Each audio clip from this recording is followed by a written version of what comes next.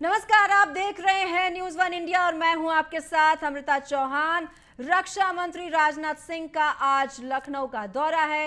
एक दिवसीय लखनऊ दौरे पर रक्षा मंत्री राजनाथ सिंह आने वाले हैं और सुबह 11:45 पर लखनऊ एयरपोर्ट पहुंचेंगे। दोपहर 12:30 पर Jyotiba Phule multi level parking पहुंचेंगे। विकास कार्यों का लोकार्पण करेंगे, शिलान्यास करेंगे और साथ ही पूर्व सीएम कल्याण सिंह की श्रद्धांजलि सभा भी आज होने जा रही है, इसमें भी शिरकत करने के लिए आएंगे। आपको बता दें कि पूर्व सीएम कल्याण सिंह के साथ साथ काम किया था उस वक्त जब वो तत्कालीन मुख्यमंत्री थे और वो नेता रहे थे, बड़े नेता रहे थे बीजेपी में। सीएम कल्याण सिंह जब थे, अब तत्कालीन सीएम जब वो थे, उस वक्त राजनाथ सिंह और उनकी काफी बनती थी, तो उस वक्त से वो एक दूसरे को जानते हैं और अब आज वो श्रद्धांजलि सभा में भी शिरकत करेंगे। लखनऊ को करोड़ों की सौगात देंगे रक्षा मंत्री और सीएम। कुल 1710 करोड़ रुपए की योजनाओं की सौगात देने जा रहे हैं उत्तर प्रदेश के मुख्यमंत्री योगी आदित्यनाथ और देश के रक्षा मंत्री राजनाथ सिंह। करीब 180 परियोजनाओं का करेंगे शिलान्यास और लोकार्पण। कार्यक्रम में डिप्टी सीएम केशव प्रसाद मौर्य भी रहेंगे। Doctor Dinesh Sharma deputy CM हैं, वो भी मौजूद रहेंगे। मंत्री आशुतोष टंडन, सुरेश खन्ना, मेयर संयुक्ता भाटिया भी मौजूद रहेंगी। तो इस कार्यक्रम के दौरान तमाम गणमान्य नेता, डेप्यूटी सीएम, दोनों डेप्यूटी सीएम भी मौजूद रहेंगे। सीएम प्रदेश के मुखिया योगी आदित्यनाथ भी रहेंगे। तो कार्यक्रम जो आज होने जा रहा है उसमें deputy CM Keshav Prasad Maurya, doctor Dinesh Sharma, मंत्री आशुतोष टंडन, सुरेश खन्ना, मेयर संयुक्ता भाटिया भी मौजूद रहेंगी।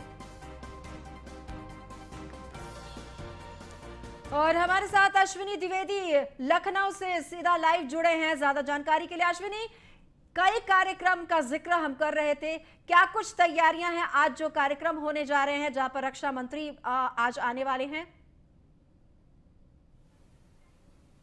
बिल्कुल बता दूं, रक्षा मंत्री राजनाथ सिंह लखनऊ से सांसद भी हैं, इस नाते जिम्मेदारी उनकी ज़्यादा यहाँ के लिए है और जिसके चलते लगभग 1700 करोड़ की जो योजनाएं हैं उनका लोकार्पण और किया जाएगा आज, उनका शिलान्यास किया जाएगा आज।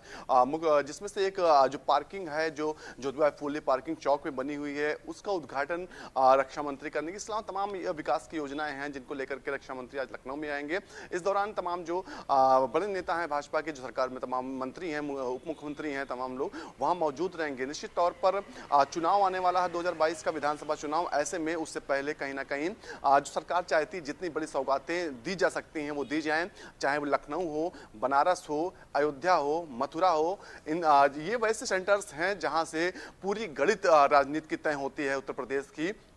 तो ऐसे में यहाँ इन जगहों पर ज़्यादा विकास को ध्यान दिया जा रहा है, ज़्यादा तवज्जो दी जा रही है कि वहाँ पर ज़्यादा से ज़्यादा विकास किया, जिससे उस क्षेत्र के जो आसपास के जिले हैं उन पर भी इसका असर पड़े। निश्चित तौर पर आज उसी के चलते रक्षा मंत्री लखनऊ रहेंगे और तमाम योजनाओं का लोकार्पण शिलान्यास करेंगे। जी, आज जिस तरह से वो कार्यक्रम आयोजित हो रहा है, यहाँ पर रक्षा मंत्री भी पहुंच रहे हैं, इसके अलावा आपने कहा है कि श्रद्धांजलि सभा भी कल्याण सिंह के लिए जो आयोजित की जा रही है, उसमें क्या कुछ उसके लिए तैयारियां की गई हैं और वो जो श्रद्धांजलि सभा है वो कितने बजे शुरू होने जा रहा है? बिल्कुल 2 बजे के आसपास का समय श्रद्धांजलि सभा का रखा गया है, जिसमें राजनाथ सिंह शिरकत करेंगे। तमाम जो सरकार के मंत्री हैं, तमाम भाजपा के नेता हैं, वो शिरकत करेंगे। राजनाथ सिंह का जो अगर बात करें कल्याण सिंह से, तो इतना ज़्यादा जुड़ाव था, दोनों की का गठजोड़ था, उत्तर प्रदेश की राजनीति में चलता था। अगर यूँ कहें कि एक सिक्के के दो पहलू थे दोनों लोग, तो कम नहीं होगा, क्योंकि जिस तरह से चाहे राम मंदिर को लेकर का मुद्दा हो, तमाम अन्य मुद्दे पर लगातार एक दूसरे से सलाह मशवरा करते थे, एक दूसरे के दिखाए रास्ते पर चलते थे। और अगर इस तरीके से कहें तो जो अटल बिहारी वाजपेयी के नल और नील उत्तर प्रदेश में इन दोनों को कहा जाता था, दोनों नेताओं को कहा जाता, दोनों कद्दावर नेता हैं, अपनी जाति जो है उसमें बढ़त रखते हैं। इसके अलावा कल्याण सिंह जी का अगर जिक्र करें तो नान यादव वोटर्स, जो ओबीसी वोटर्स है, उसमें बड़ी पकड़ रखते थे, जो कहीं ना कहीं भाजपा की सरकार 2014, 17, 19 में जिसका असर दिखाई पड़ा। इससे पहले भी तमाम चुनाव हुए, उसमें भी असर दिखाई पड़ा। निश्चित तौर पर कल्याण सिंह जी को आज जो राजनाथ सिंह श्रद्धांजलि देंगे और एक बार फिर उनको याद करेंगे। जी जी, आप हमारे साथ बने रहिए, आपके पास लौट कर आएंगे। तो आपको बता दें कि आज श्रद्धांजलि सभा भी आयोजित की जा रही है पूर्व सीएम के लिए, कल्याण सिंह के लिए, उनकी स्मृति में, उनकी याद में। तो राजनाथ सिंह जो रक्षा मंत्री हैं देश के, वो यहाँ पर पहुंचेंगे श्रद्धांजलि सभा में। कहा जा रहा है कि 2 बजे, जैसा कि हमारे संवाददाता बता रहे हैं, 2 बजे ये कार्यक्रम होने जा रहा है श्रद्धांजलि सभा का, और 11:45 पर एयरपोर्ट पर पहुंचेंगे राजनाथ सिंह। लखनऊ में रक्षा मंत्री सीएम योगी भी शामिल होंगे, डिप्टी सीएम भी होंगे, कई संगठन के नेता और मंत्री होंगे शामिल श्रद्धांजलि सभा में। तो श्रद्धांजलि तो देने आएंगे ही, क्योंकि कल्याण सिंह और राजनाथ सिंह, जब वो कल्याण सिंह तत्कालीन मुख्यमंत्री थे, उस वक्त उन दोनों की जोड़ी काफी बेमिसाल मानी जाती है। दोनों में काफी बनती थी, दोनों बहुत नजदीकी दोनों में थी, और अटल बिहारी वाजपेयी के वो दोनों प्यारे थे। और जब आज एक बार फिर से श्रद्धांजलि सभा आयोजित की जा रही है स्वर्गीय कल्याण सिंह की स्मृति में, उनकी याद में, तो आज एक बार फिर से उन्हें श्रद्धांजलि देने के लिए जाएंगे रक्षा मंत्री राजनाथ सिंह। और प्रदेश के मुखिया भी रहेंगे मौजूद, डिप्टी स्पीकर जो दोनों हैं, जो डिप्टी सीएम हैं, वो भी मौजूद रहेंगे, और तमाम नेता और गणमान्य जो मंत्री हैं प्रदेश के, वो भी मौजूद रहेंगे। तो प्रदेश भर में श्रद्धांजलि सभा का आयोजन किया जा रहा है, और इसी के तहत लखनऊ में जो श्रद्धांजलि सभा आयोजित किया जाना है, दोपहर 2 बजे यहाँ पर रक्षा मंत्री पहुंचेंगे। रक्षा मंत्री राजनाथ सिंह पहुंचेंगे लखनऊ में एयरपोर्ट पर 11:45 पर उनके पहुंचने का कार्यक्रम है, और वहां से वो कई और कार्यक्रम जो शिलान्यास है और लोकार्पण का कार्यक्रम है कई परियोजनाओं का, उसमें शिरकत करने के बाद वो श्रद्धांजलि सभा में भी पहुंचेंगे। तो राम मंदिर आंदोलन में बड़ी भूमिका रही थी कल्याण सिंह की, और अब श्रद्धांजलि सभा है जिसमें शिरकत करेंगे रक्षा मंत्री। तो यूपी के डिप्टी सीएम केशव प्रसाद मौर्य ने कल्याण सिंह की श्रद्धांजलि सभा को, विपक्ष की प्रतिक्रिया को, उस पर निशाना साधा है, और उन्होंने क्या कुछ कहा है इस पूरे मामले पर, चलिए आपको हम दिखाते हैं। इसमें देखिए, हमारे स्वर्गीय नेता, उत्तर प्रदेश के पूर्व मुख्यमंत्री, जिनके मेहनत, परिश्रम और संघर्ष के बल पर बीजेपी शून्य से शिखर की ओर बढ़ पहुंची थी, और बीच का कालखंड हमारा बहुत अच्छा बीजेपी के नाते नहीं रहा है, लेकिन बाबूजी कल्याण सिंह जी के प्रति भारतीय जनता पार्टी के एक एक कार्यकर्ता में इतनी श्रद्धा है, इतना विश्वास है कि सब लोग अपने सबसे लोकप्रिय नेता के रूप में उत्तर प्रदेश के अंदर कल्याण सिंह जी को मान करके अपनी श्रद्धांजलि अर्पित करना चाहते हैं, और भारतीय जनता पार्टी उस कार्यक्रम को संपन्न कराने जा रही है। इसके लिए तो यह अच्छा कदम है, और हर कार्यकर्ता अपने पूर्व मुख्यमंत्री जी को श्रद्धांजलि अर्पित करना चाहते हैं, तो कार्यक्रम हो रहा है। उसको लखनऊ में भी है, मंडलों में भी आए और कोई ना आए, इससे जो दूसरे दल के नेता हैं, मैं ये समझता हूँ जो इस भौतिक शरीर को त्याग करके चला जाता है, और जो राज्य के मुख्यमंत्री के रूप में रहे हैं, आप कोई लोग उनके घर नहीं जा सकते थे, आप हमारी पार्टी के कार्यालय नहीं आ सकते थे, तो विधान भवन में भी अंत्येष्टि संस्कार के लिए ले जाने से पहले अंतिम दर्शन के लिए शव रखा गया था।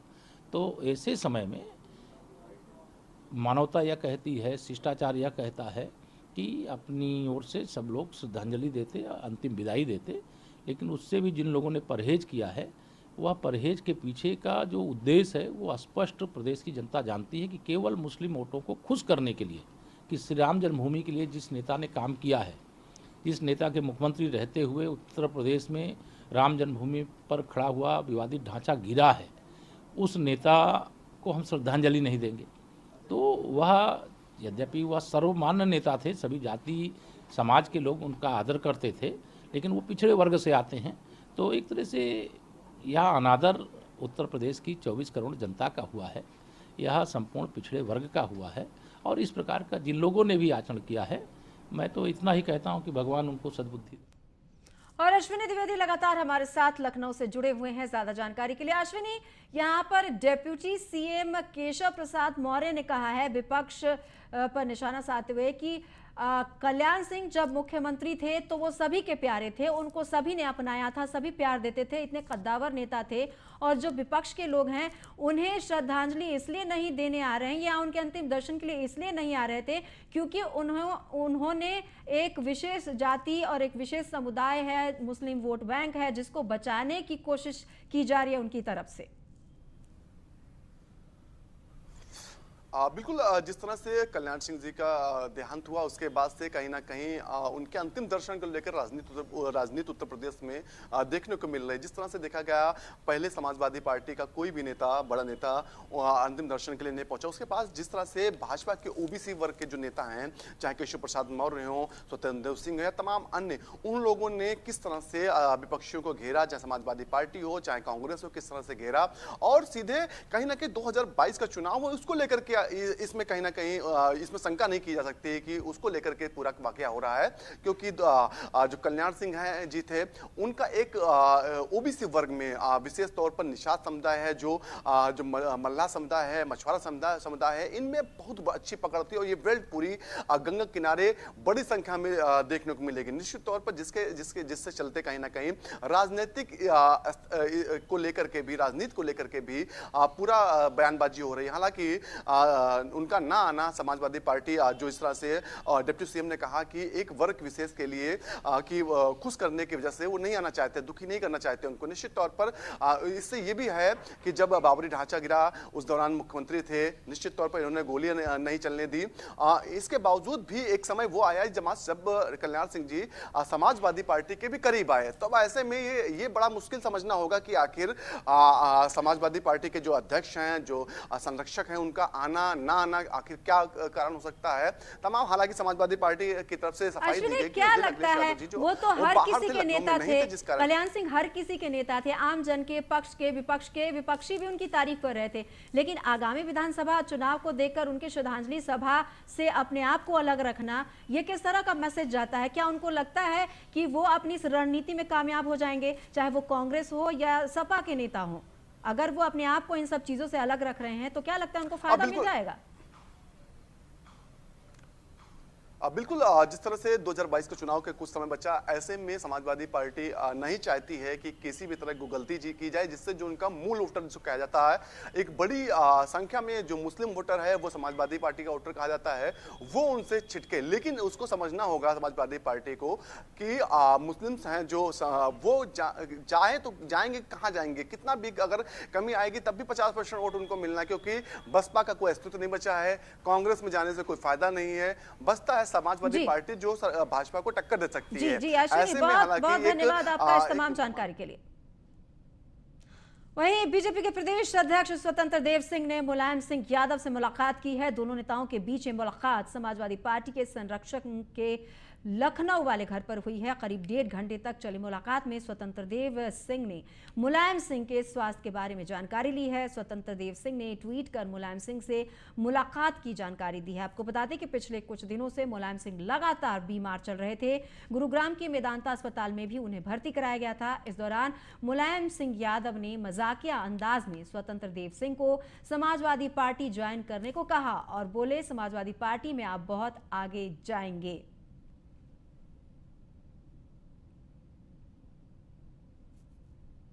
खबर रायबरेली से जन्माष्टमी पर कांस्टेबल विभोर विक्रम सिंह का तांडव देखने को मिला है। विक्रम सिंह ने दीवान पंकज तिवारी को जमकर पीटा है।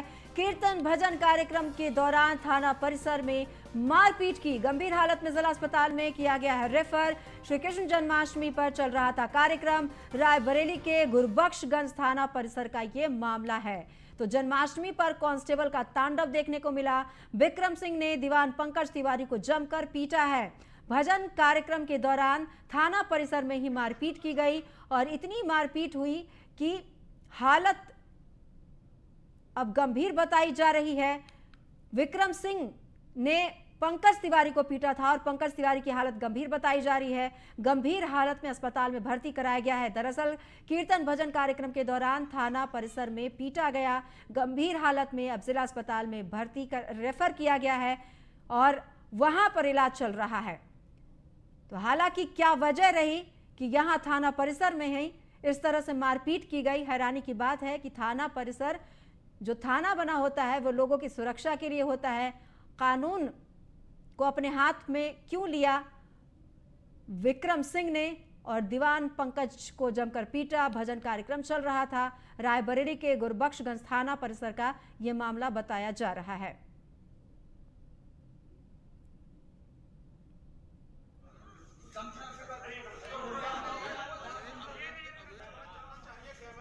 तो जन्माष्टमी के मौके पर यहां पर कार्यक्रम चल रहा था। इसी दौरान विक्रम सिंह ने दीवान पंकज तिवारी को जमकर पीटा।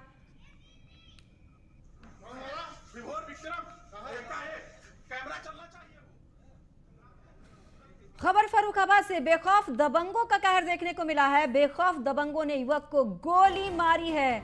जन्माष्टमी पर डीजे बजने को लेकर यह विवाद हुआ है। घायल को जिला अस्पताल में रेफर किया गया है। कोतवाली कायमगंज क्षेत्र के जौना का यह मामला बताया जा रहा है। तो मामूली सी बात थी, डीजे बजाने को लेकर विवाद हुआ और उसके बाद गोली चला दी गई। कोतवाली कायमगंज क्षेत्र का यह मामला है जहां पर डीजे बजाने को लेकर यह अनबन हुई और यहां पर गोली चला दी गई। तो दबंगों ने यह गोली चलाई है।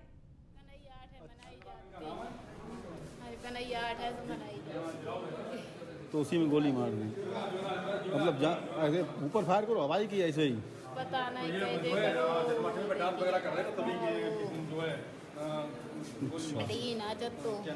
हाँ? खबर बरेली से पुलिस ने किडनैपर को धर दबोचा है। बंटी नाम के अभियुक्त को गिरफ्तार किया है। बरेली के सैटेलाइट बस अड्डे से गिरफ्तार किया गया है। बंटी नाम का आरोपी थाना भमोरा क्षेत्र के सेंधा चौपट का रहने वाला बताया जा रहा है। यह आरोपी थाना आंवला क्षेत्र से गायब हुआ था 4 साल का बच्चा, जिसके बाद पुलिस को बड़ी कामयाबी हाथ लगी है। थाना भमोरा क्षेत्र में यह आरोपी पकड़ा गया है।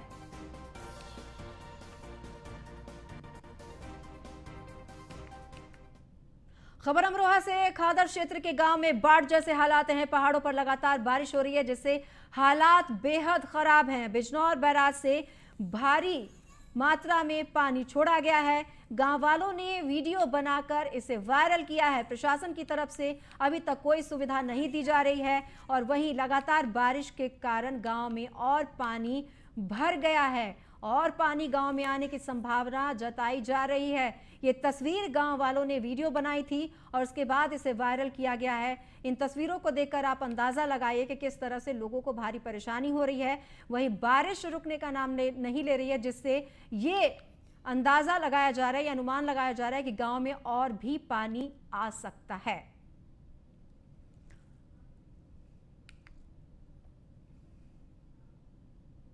वहीं सिद्धार्थनगर में राप्ता, बूढ़ी राप्ता, कूड़ा, घोघी समेत 6 नदियां खतरे के निशान से ऊपर बह रही हैं। जिले के ज्यादातर हिस्सों में बाढ़ ने तबाही मचा रखी है, जिसके चलते 400 गांव बाढ़ से प्रभावित हैं और 60 गांव का संपर्क मार्ग से पूरी तरह से कट गया है, जबकि हजारों एकड़ की फसल बाढ़ की चपेट में आकर बर्बाद हो चुकी है। वहीं बाढ़ पीड़ितों की मदद को लेकर जिला प्रशासन अभी तक कुछ कर नहीं पा रही है। गांव वालों को कोई मदद नहीं मिल पा रही है। तो 6 नदियों का जलस्तर काफी बढ़ गया है। 400 गांव बाढ़ से प्रभावित हो चुके हैं और 60 गांव का संपर्क मुख्य मार्ग से कट चुका है।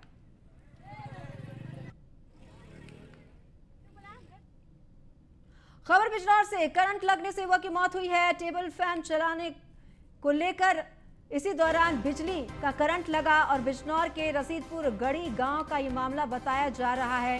टेबल फैन चालू करते वक्त ही बिजली की जद में आ गया और करंट लगने से युवक की मौत हो गई। दरअसल वो टेबल फैन चलाने की कोशिश कर रहा था, इसी दौरान करंट की जद में आया और युवक की मौत हो गई। रसीदपुर गढ़ी गांव का यह मामला बताया जा रहा है। तो करंट लगने से एक युवक की मौत हो गई है।